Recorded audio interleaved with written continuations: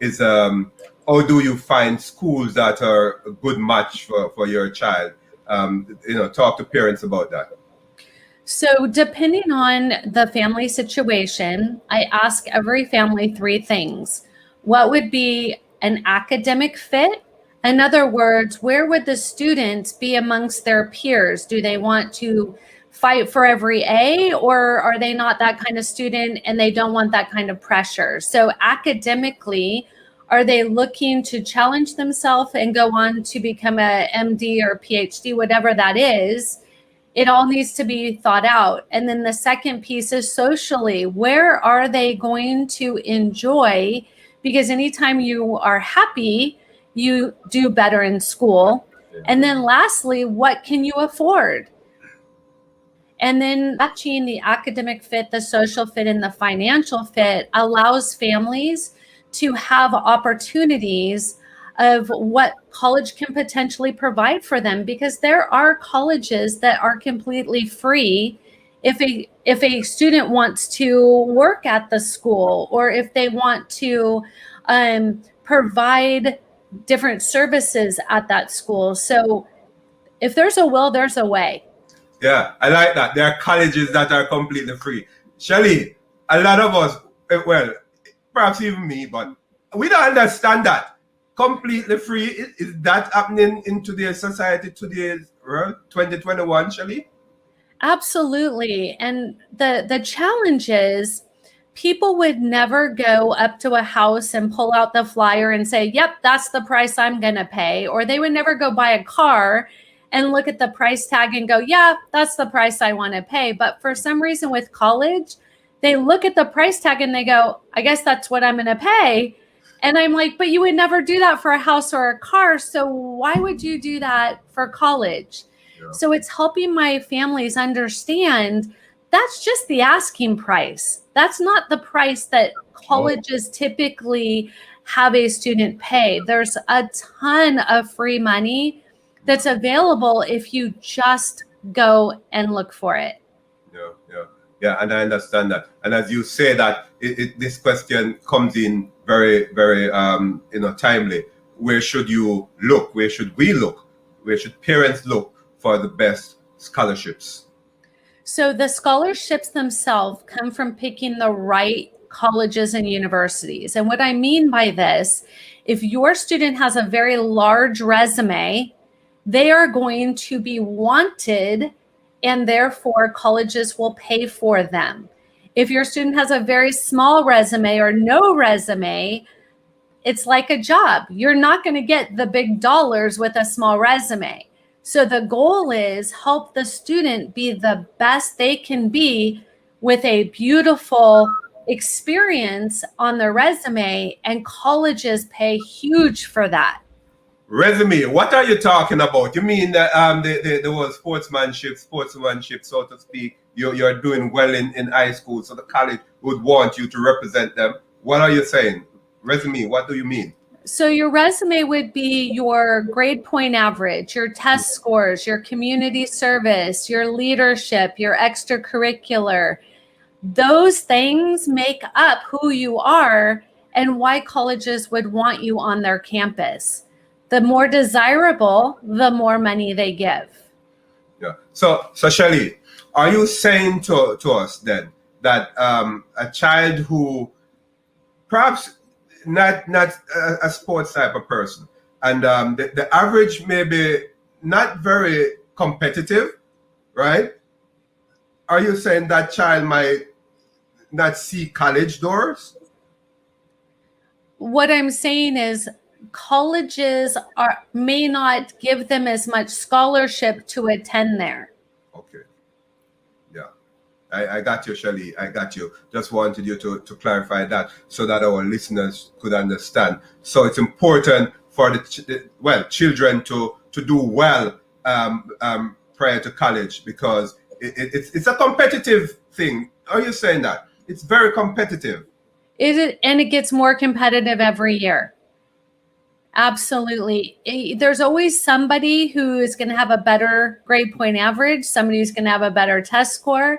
But what colleges really want to know is, who are you and why Doesn't matter.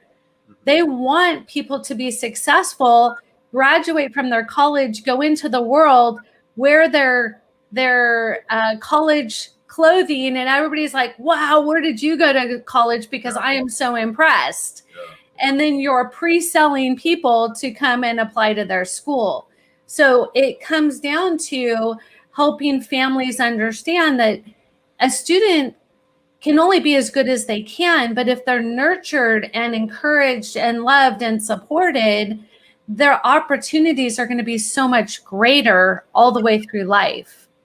How much part my personality play in my acceptance into college? Does that matter?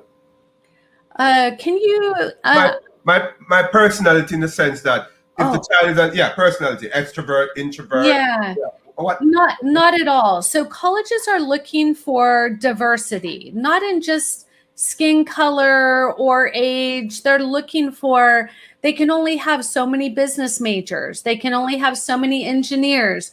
So it's not about the personality. It's about who are you and why would it be good to put you at our school to add to that diversity, which will make everybody's education so much better. There's this thing that we use in the United States, right? This financial assistance, federal assistance, right? It's unique to the United States. Therefore, many persons around the world, besides the United States, would not understand what this is all about. I'd like you to explain the financial assistance process. Well, what it is really, not the process, and just tell us, should all families, regardless of income, complete this FAFSA application? Absolutely. So the U.S. Government offers something which is called, the acronym is FAFSA. And what it is, it's available to every single person in the U.S. that is a U.S. citizen. And I highly encourage every single person to complete this very short form, because all that it does is it takes the taxes that you've already sent to the government and it connects them to the universities that you want to apply to. It then does an algorithm that tells the family what are they going to be expected to pay and how much money they can look for Pell Grants, Cal Grants, need-based money. And so you can't get any of that unless you apply for this opportunity. Right. And citizen meaning / residents, because, I understand. You just want to clarify that for those persons who might be wondering, how we know that there's a distinction there, right? So being a permanent resident and a citizen, you are eligible for it. So that's a great thing. But this thing about student loan, I want you to touch on that, since you're in the college ready thing. But college ready, yes, but it's also out of college ready. Let's call it that. Is it that many persons are afraid of the student loan thing? And what's the implication after college? What do you think? So student loans usually come from the student or family not picking the right college for the student. And how I help students, young people, understand is I ask them, how long do you want to work for free? Yeah. And they look at me and they're like, what? I don't want to work for free. And I'm like, that's called a loan, because you're going to have to pay it back, which means you will be working for free because you have to pay back your student loan. So they don't quite understand that concept at 15, 16, 17 years old until I say, do you want to work for free? And so student loans can be helpful, but they can also be a big problem for a family, because a student has no collateral.